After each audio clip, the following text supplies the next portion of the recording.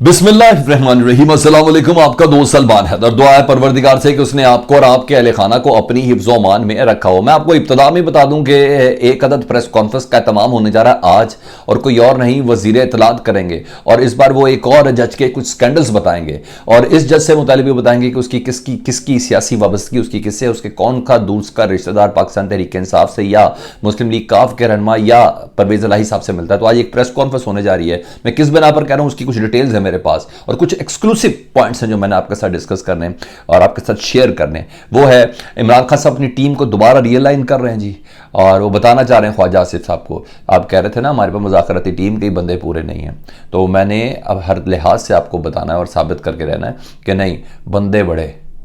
हाँ जी, आप वाला हाल नहीं है कि आप दुबई चले गए थे जब नवाज शरीफ का मामला था, जब नवाज शरीफ के ऊपर सख्ती आई थी। ये उस वाला मामला नहीं है कि कोई सऊदी अरब में एहसन इकबाल की तरह असिस्टेंट मेयर की नौकरी ले ले, ऐसा नहीं है। यहाँ मेरे पास बंदे भी हैं और बड़े ज़बरदस्त तरीके से। हाँ, कुछ वक्तन फ़ोक्तन जिस तरीके की गुंजाइश निकल रही है वो तो है। उसकी कुछ डिटेल्स हैं। आलिया हमज़ा, खतीजा शाह, सनम जावेद खान, तैयबा राजा, सबूही इमरान, मरियम मज़ारी, इनकी फ़ैसला कल आया ना, अदालत ने एक हुक्म जारी किया था उनकी जुडिशल के हवाले से, रिमांड के हवाले से। उसकी कुछ क्लेरिफिकेशन सामने आई है और वो भी बड़ी इंटरेस्टिंग है, वो भी आपके सामने करनी है। तो रिक्वेस्ट ये है, एक के बाद एक पॉइंट आपके सामने करेंगे, और हाँ, उस प्रेस कॉन्फ्रेंस को ज़रूर करेंगे। तो आपने मुकम्मल वीलॉग देखना है, और अगर आपको ऐसा लगे कि हमारी वीडियो ऑथेंटिक है तो चैनल को सब्सक्राइब कर दें, क्योंकि देख आप रोज रहे हैं तो ये बटन नहीं दबा रहा, तो बटन दबा देंगे तो आने वाले वक्त में भी मेरा और आपका राब्ता रहेगा। तो सबसे पहले मैं जरा आलिया हमज़ा, खतीजा शाह, सनम जावेद खान, तैयबा राजा, सबूही इमरान, मरियम मज़ारी, जी हाँ, इनके फैसले के हवाले से क्लेरिफिकेशन दे दूँ। कल इन्होंने अदालत के बाहर अच्छा खासा शोर डाला, अपने सादराबा रखे गए जुल्म के हवाले से बताया कि किस तरह पुलिस उनको टॉर्चर करती है, किस तरह मेंटली उनको टॉर्चर करती है। आधी आधी रात को उठा के 4-5 खवातीन आके कहती चल अपनी जामिया तलाशी दे, और जिस तरीके से हमें टॉर्चर किया जा रहा है, सोने नहीं दिया जा रहा, और जो भी रवा रखा गया सलूक था उसके हवाले से था। तो जज ने भी बड़ा वो फैसला किया था। तो कहा यह जा रहा था कि शायद उनकी बिना पर यह हो रहा है कि मज़ीद उनका जुडिशल रिमांड करेगी। तो जुडिशल रिमांड कम 5 रोज़ा रिमांड इसके साथ नथी किया गया है, और इसकी कुछ क्लेरिफिकेशन थी जो रात के सामने आई थी। मैंने कहा मैं आपको बता दूं, मशरूद रिमांड दिया गया है। इन्होंने, पुलिस ने कहा था कि हमें इनकी फोटोग्राफिक कुछ ऐसी चीज़ है वो हमें करनी है, फोटोग्राफिक इंक्वायरी करनी है, टेस्ट करना है। तो अदालत ने कहा कि जी सुबह सूरज तरू जब होगा तो आप इनको जेल से लेके जा सकते हैं, और गरूब होने से पहले जेल वापस भेजा जाएगा। मतलब पुलिस की हिरासत में इन तमाम शख्सियात को, ख़वातीन रहनुमाओं को ना रखने का हुक्म दिया गया है। तो मतलब इल्ज़ामात पे अदालत ने अपना मौक़िफ़ दिया है। उन्होंने कहा जो इस दौरान जो है ना, सुबह से शाम तक, यानी रोशनी में जिस किस्म के आपने टेस्ट वेस्ट करने तो कर लें। तो सेमी जुडिशल कम ये है, तो नेक्स्ट जब भी पेशी होगी 5 दिन बाद, तो ये एलिजिबल होंगे अपनी ज़मानत को फाइल करने के हवाले से। मैं कहा ये ज़रा मैं आपको बता दूँ। अब इमरान खान की टीम के हवाले से, तो फिर आखिर में आऊँगा परवेज़ इलाही उस प्रेस कॉन्फ्रेंस के हवाले से। जी, इमरान खान की अपनी जो टीम है ना, उनको सेट करने का सिलसिला खान साहब का जारी है जी। और जो लोग छोड़ कर जा रहे हैं, और या जो लोग छुड़वाए जा रहे हैं, उनकी जगह जी उनकी नशस्तों को और उनके अहदों को तेज़ी से भरा जा रहा है। और ये ना हो ना ख्वाजा आसिफ की तरह एक आ जाए कि आपके पास अहदों को पूरा करने के लिए बंदे भी पूरे नहीं हैं। तो ख्वाजा आसिफ ने यही कहा था ना, मैंने आपको कहा था कि अपने बंदे दोबारा बना लें, तो दोबारा वो टीम मुज़ाकराती बना लें। तो परवेज़ खटक ने KPK की सदारत छोड़ी, पार्टी ओहदा, पार्टी नहीं छोड़ी, पार्टी का ओहदा छोड़ा ना, उसकी क़यादत छोड़ी है। वहाँ से अब अली अमीन गंडापुर को जी, उसका नोटिफिकेशन जारी कर दिया गया। अली अमीन गंडापुर को ये PTI के KPK के सदर बना दिया गया है, ठीक है, उसका नोटिफिकेशन जारी कर दिया गया। और तो और air marshal retired Asghar Khan, उनके बेटे हैं अली असगर खान, उनको KPK PTI का जनरल सेक्रेटरी मुकर्रर कर दिया गया है। ये बड़ी अहम डेवलपमेंट है, ठीक है जी। और मतलब इमरान खान सियासी जंग को मुकम्मल असाब के साथ लड़ रहे हैं, ठीक है, मुकम्मल मार्फत के साथ लड़ रहे हैं कि हाँ भाई मेरे पास खिलाड़ी मौजूद हैं, तुम बताओ क्या करना है, अब क्या करना है।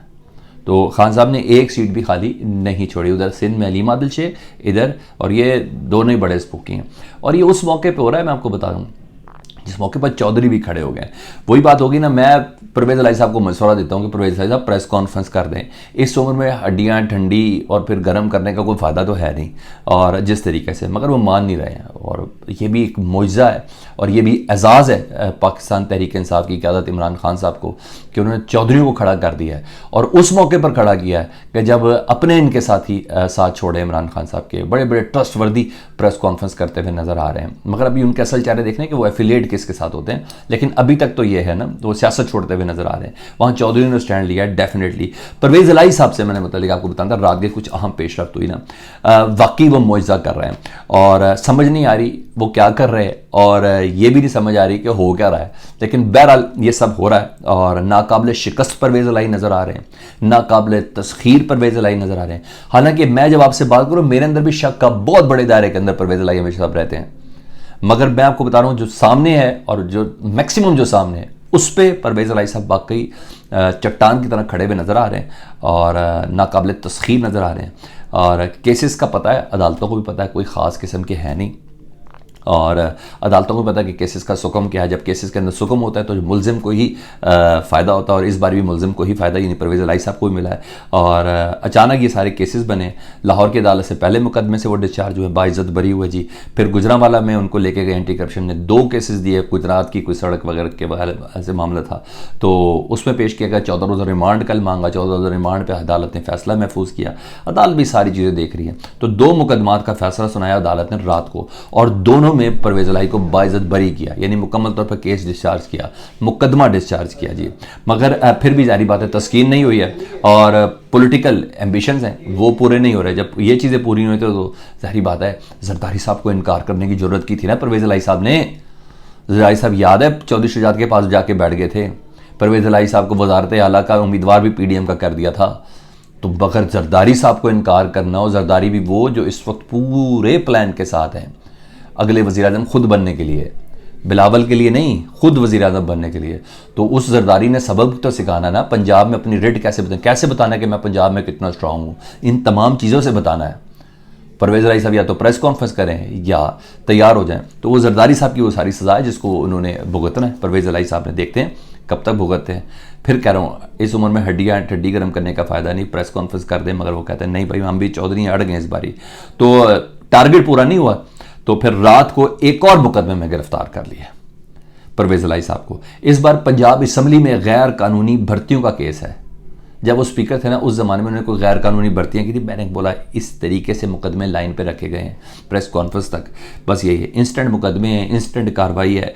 और साथ ही केस को मजबूत करने के लिए, इस केस को मजबूत करने के लिए 3 केसेस में बाइज्जत बरी। यार वो 8 दिन, मैं बार बार बताऊंगा, जो ज़हूर इलाही रोड को पिछले दिनों बंद करके रखा गया, पाकिस्तान का सबसे बड़ा दहशतगर्द है, सारे एविडेंस है, सब कुछ है, उस बंदे को अदालत पहली पेशियों पे बाइज्जत बरी कर रही है।